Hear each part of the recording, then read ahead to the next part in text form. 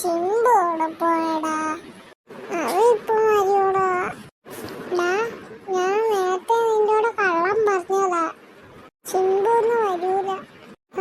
അപ്പൊ ചിമ്പൊന്നും വരൂലല്ലേ എന്ന് പറ്റിച്ചതല്ലേ നീ? നമുക്ക് ബോഡി വല്ല എഴുതിയാലോ? ശരിയടാ, എഴുതാം. ശരി.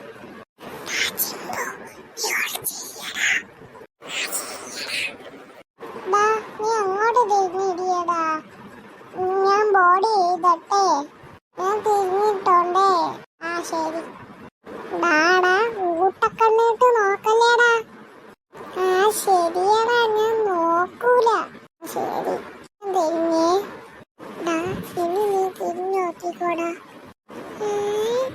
ചിമ്പു എന്ന് വരും. എവിടെയാടാ ചിമ്പു?